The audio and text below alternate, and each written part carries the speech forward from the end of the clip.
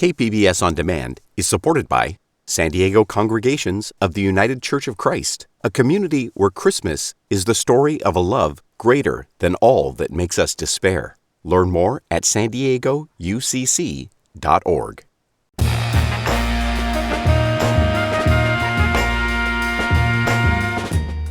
Welcome in, San Diego. It's Jade Hindman. On today's show, what American history can tell us about fascism as concerns rise over losing democracy.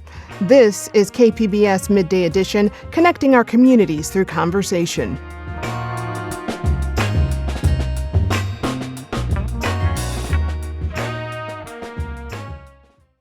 Since President Donald Trump's reelection, hundreds of scholars have warned that the U.S. is sliding towards authoritarianism. Some say the U.S. is no longer a democracy.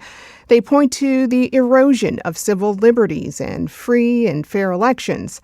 This isn't the first time the United States has confronted authoritarianism on its own soil, though. Scholars argue that U.S. authoritarianism can be traced back to the racist policies of the Jim Crow era.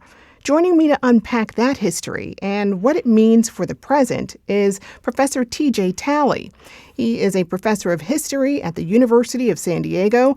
Professor, welcome back to Midday Edition. It is always such a pleasure to be here. Thank you. So glad to have you here. So, broadly speaking, authoritarianism is defined as a system of government, right, where citizens obey rules, even at the expense of their own personal freedoms. How does that definition relate to the experience of Black Americans in the Jim Crow South? Oh, that's a great question. So one of the things I think that is really important is understanding that for Black Americans, the United States has not always historically been a place of extreme freedom, right, or inclusion. And it's a very recent idea for us. In the 1930s, especially, it's sort of the height of Jim Crow laws. You have this moment where there is an existent openly, proudly, structurally racist society in which Black Americans were clearly known as second-class citizens. They were understood to have less rights under the law. They did not have the legal protections of jury voting. They didn't have the protection of the vote in the same way. And they lived in many ways under an authoritarian regime. They did not have full access to inclusion, and they were expected to just obey, and the consequences were severe. And it's my understanding even that in the 1930s, Nazi Germany drew legal inspiration from Jim Crow, America's racial segregation laws. Tell me about that history. Yeah, it's one of those that's really difficult and hard to think about, but especially scholar James Whitman in his book, Hitler's American Model, thinks about the fact that when the Nazis were drafting the Nuremberg laws in the early 1930s, 33, 34, they looked around for other examples that existed to give them the legal weight to make frameworks that racially singled out part of their population. And they settled on and looked at, with a lot of positivity, American racial laws, especially in the Jim Crow South. Now, this does not mean, I don't want to be very clear, this doesn't mean that the Nazi regime said, we're one and the same. The Nazi regime found much to dislike about the United States, particularly its imagining of liberal democracy and its claims of freedom, even if they were not immediately realized. But the point is that racial laws, including racial purity, the idea that one could inherit a lesser racial status, so the one-drop rule that we're familiar with in the United States, Nazi legislators and legal theorists looked towards the United States in multiple aims. They looked around the idea of eugenics, and they looked at the idea of sort of racial segregation and what could be possible. And in some instances, actually, the American examples were too extreme. So what we find is in some levels, for example, inheritance of blackness is seen as too extreme of a rule when Nazi legal theorists are trying to determine if Jewish people can be included in the state. What we also have is in terms of there is a thriving and extant eugenics movement in the United States in the 1930s in which some races were seen as better and superior. And this fell on fertile soil when German legislators were trying to make their case. And again, I just want to be very careful when I say this, in that there exists in the United States two simultaneous strains, right? This idea of immense freedom and a long story and arc of inclusion. But there's also this profound story in which people have a historic second-class legal status. So Black Americans, especially under Jim Crow, but also Filipinos, Native Americans, multiple people that had legally designated second-class statuses, that when the German state in the 30s looked around, they said, we can work with this. Yeah. Yeah. I mean, and so Nazi Germany implemented this racial anti-Semitism. Of course, anti-Semitism is the oldest form of hate in the world. This racial anti-Semitism emerges out of Jim Crow laws. And of course, this hate, we just saw it yesterday with another attack, anti-Semitic attack. But this is all something that you don't typically read in your textbooks. Right. The ideological connection between the United States and Nazi Germany. Why do you think that history is lesser known? I think we love, first off, to be the heroes in our story. And this is the exact opposite of heroic. And I think one of the things that we often have to sit with is the fact that the United States is many things. It can be, for many people, a beacon of freedom and an immense place of opportunity. But it also is a place in which incredible violence has occurred, quotidian, everyday violence that marks that society. And when I often think about this in the context historically of the United States, I think here is a place in which authoritarianism is not new for some, but the sort of goals and core foundings of the United States were this idea in which some people would have full access to freedom. And yes, we can imagine our historical ambit has been trying to enlarge that circle of freedom for more and more people. But that was not the lived experience for many of our ancestors. Right. And that reality is one that I think is very important for us to have to look at. If we pretend that the United States has always been blemish-free, then we impoverish ourselves. And suddenly we have these rhetorics of, I don't know where this came from. This is not us. And yet, those of us who have descended from those who inhabited the violences of Jim Crow know in our own family stories the arbitrary punishments, the lack of basic human rights, the deprival of dignity, the structural legal systems that told you that you were less, existed here. And thinking about that sort of moment where we have a country that could engage in internment of certain populations and then legally support it.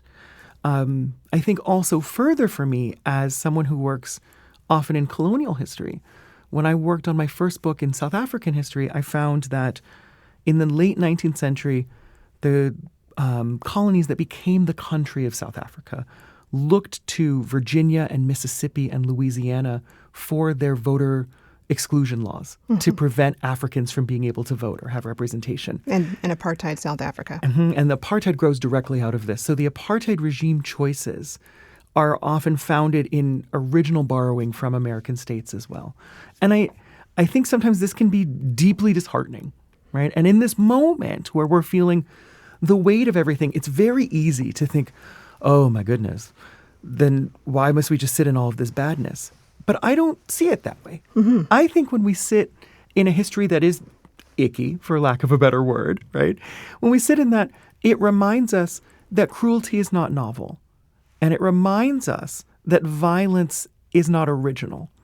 And rather, that should embolden us to remember that just as now, there have been people at any point in our historical history that have looked around in this nation and said, oh, we don't like this. And yet we have these impulses within our country that must constantly be guarded against because it is not foreign to us. In fact, actually, it's constitutive of our nation. Yeah. And other countries have seen and borrowed from it. Do you think it's hard to guard against it when that history is missing from many history books? Absolutely. You can't guard against something you don't know exists, right? And I think that's actually something troubling in a variety of themes in this year, right? Where we have taken away knowledge of negative histories. We've taken away, or we've tried to remove knowledge of anything scientific that may be worrisome to us or make us less comfortable. But we can't guard against or respond to things we don't know. And so we're constantly surprised.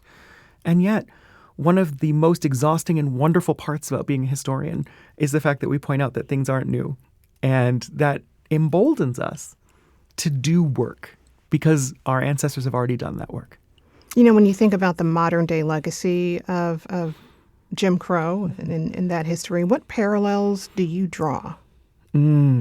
So when I think about that legacy, in terms of in 1935, the United States was a parallel society in which some people had freedom and other people did not. And it was legally unquestioned by many. One of the things, though, that I see in that is my ancestors, many people's ancestors, worked day by day to challenge that and to claim belonging. And I think the parallels here is this sense that we live in a society in which there is immense violence. And also, we have the potential to work together in community to make something better and more.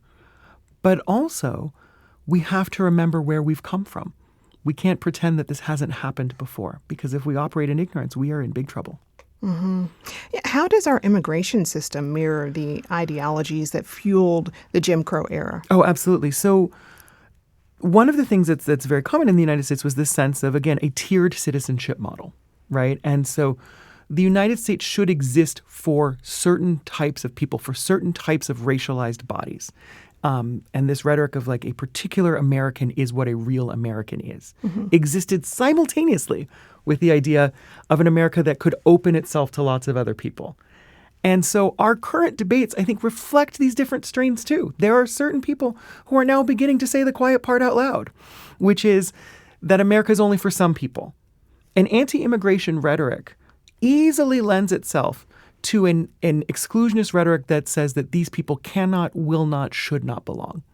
And that is as old as America itself. We have in the 1850s a party known as the Know Nothing Party, right? A xenophobic party that said specifically America can only be for a type of white Anglo-Saxon Protestant.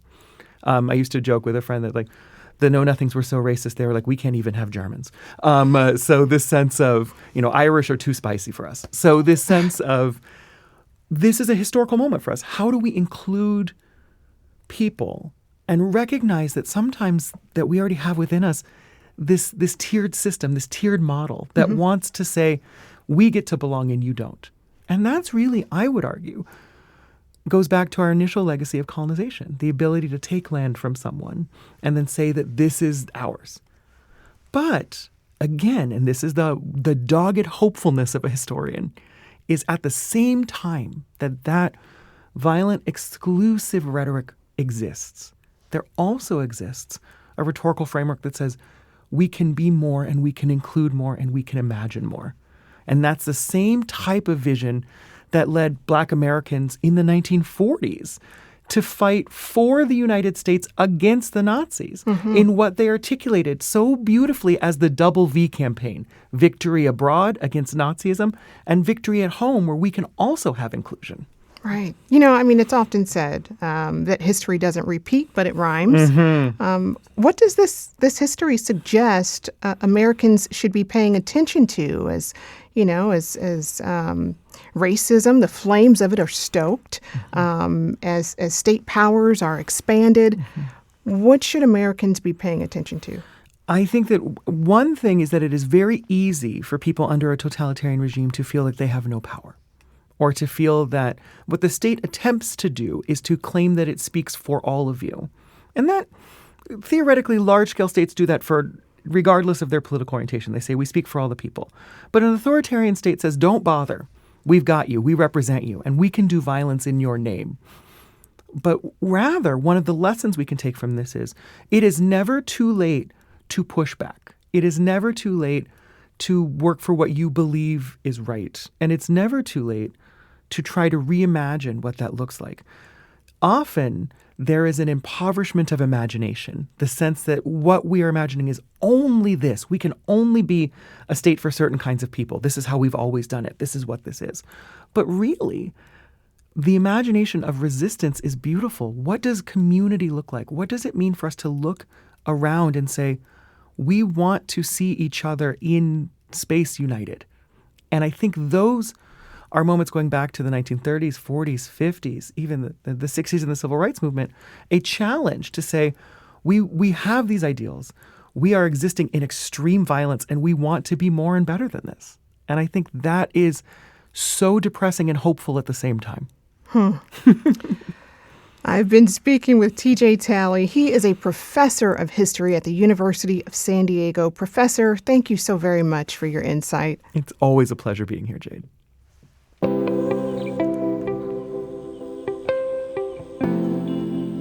Still to come, we hear from San Diego trailblazer DieGoDee Sanford about how San Diegans pushed past Jim Crow to open doors for others. We're back after the break.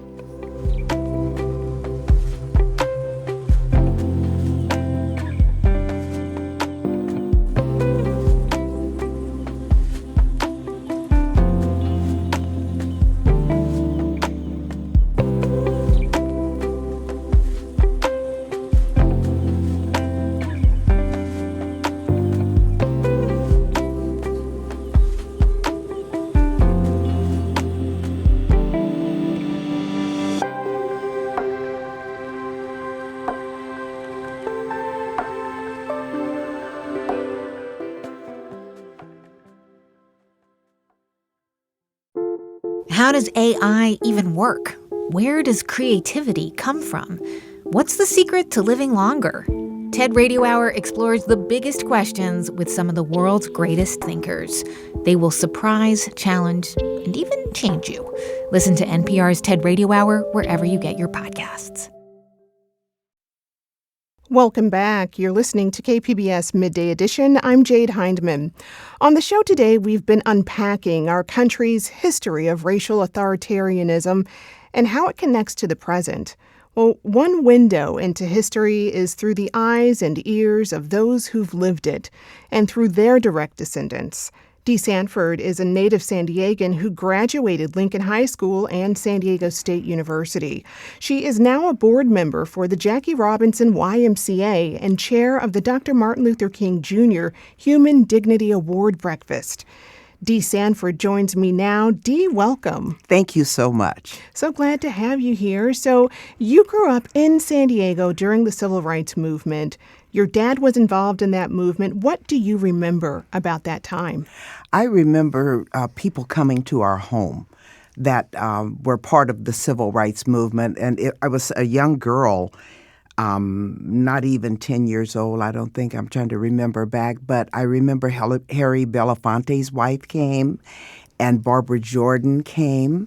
So my father was the president of the NAACP in San Diego for a period of time, and then he was also president of the Southern Area Conference, so it was Southern California. So we encountered a lot. But being born in San Diego in 1945, I wasn't exposed to the same kinds of overt racism that you would have been exposed to had I been born in the South. Mm-hmm. I mean, and to be clear so people know what we're talking about here, the Civil Rights Movement was that way out of that Jim Crow era in America. You know, Dee, what did you learn from your father's example? Well, it's interesting because I can remember the importance of assimilation. Not so much separation. We had been separated for a variety of different reasons. And then equal but separate, which was a farce. But then being the first African-American woman in sales for Pacific Telephone and actually getting recruited from San Diego State University School of Business, my father advised me on assimilation, trying to be as much alike as I could be. So the dress, the conversation, the presentation of who I am, all of those things were important so it would be easier for the culture to accept who I am, even though my skin was a different color. I want to go back to something you said, which was that you didn't necessarily experience how bad Jim Crow was because you were out here in California.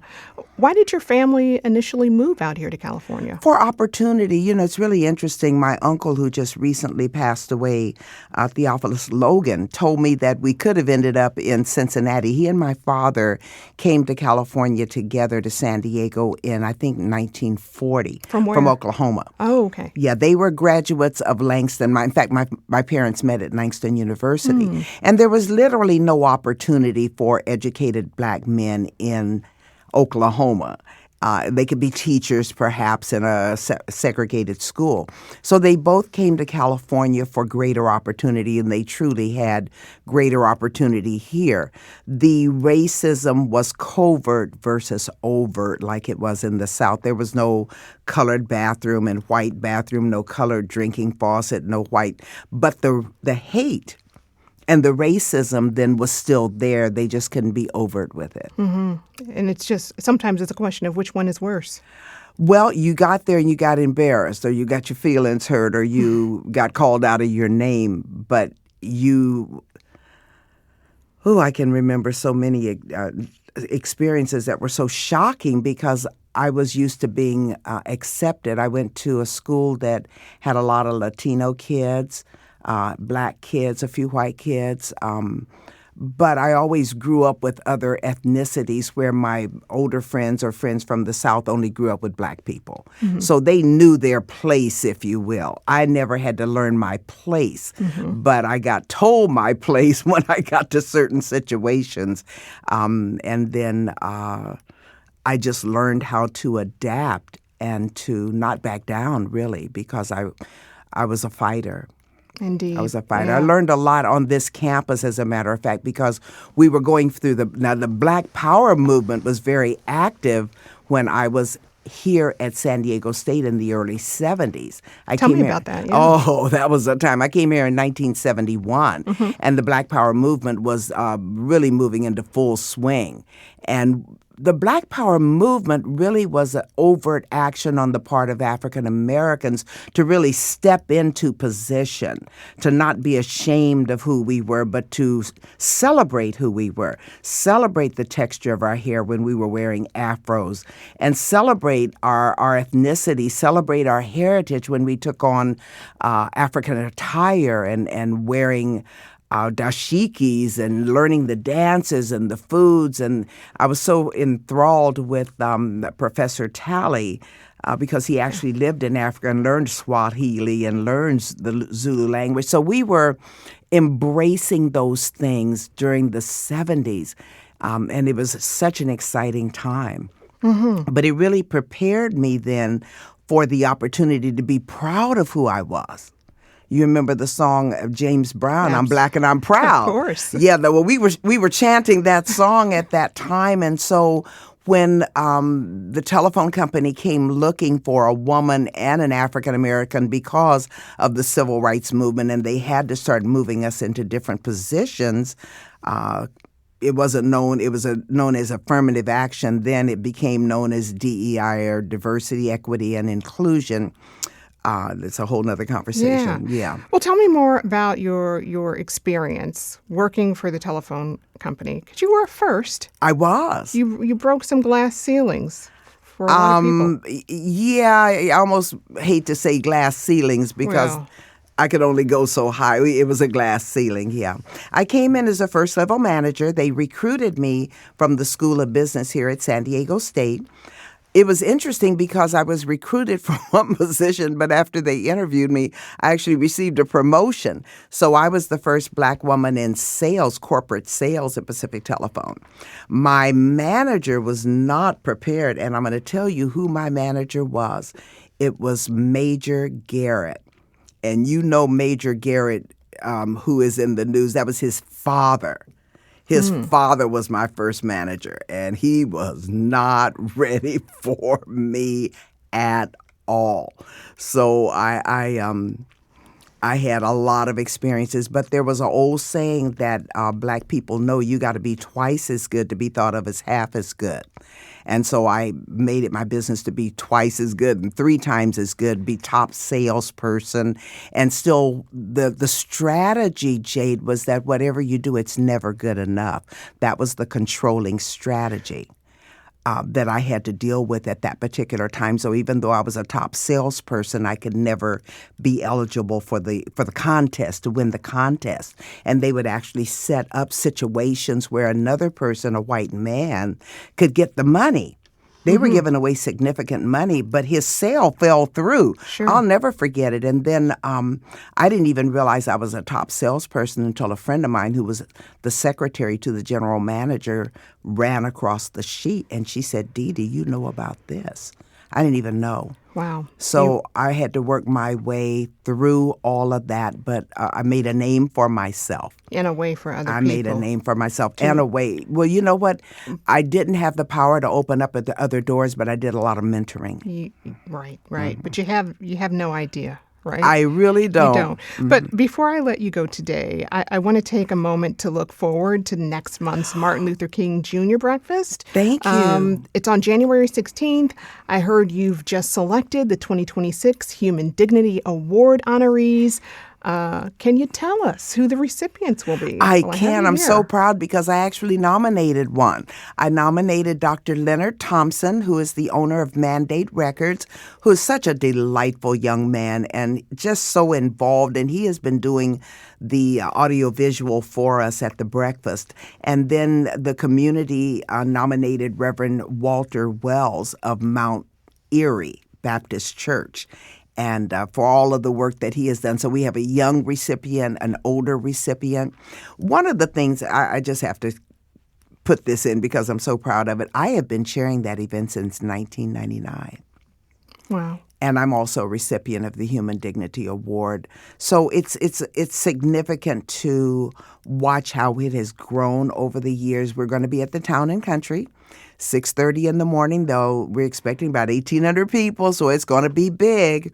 And people can go to the YMCASD.org/MLK and find information about the breakfast. That is wonderful, and I can't wait to hear more about the honoree at the breakfast. Yes. What message do you hope folks take away from the breakfast this year? Well, you know what? They are so far away from Dr. King. For last year and this year, I've invited Reese Green, who is an actor, to come and reenact the I Have a Dream speech, so that people get a flavor. He did a beautiful job this January. They really get the flavor of who Dr. King was and the impact that he had on people, because people have moved so far away. A lot of the work that he did is trying to be erased, as Brother Tallie was talking about. Mm-hmm. So I'm hoping that they walk away with a full understanding of the contribution that was made and the groundwork that had been laid. And so, as he was saying, we can't allow that to be erased. We cannot.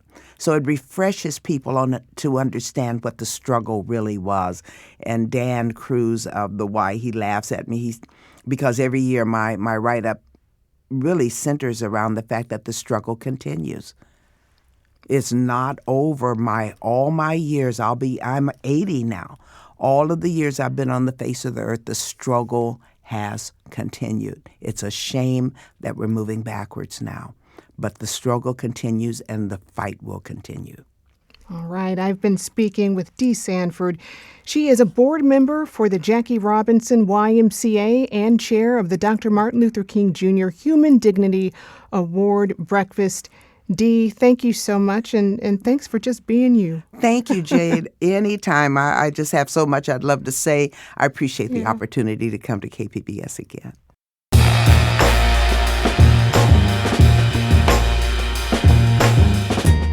That's our show for today. I'm your host, Jade Hindman. Thanks for tuning in to Midday Edition. Be sure to have a great day on purpose, everyone.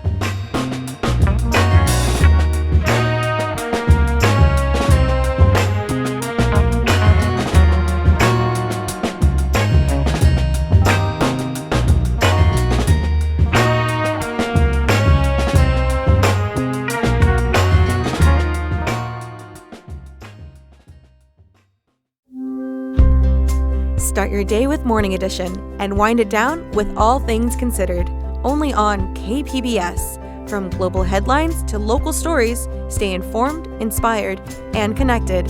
Tune in daily or listen anytime at kpbs.org.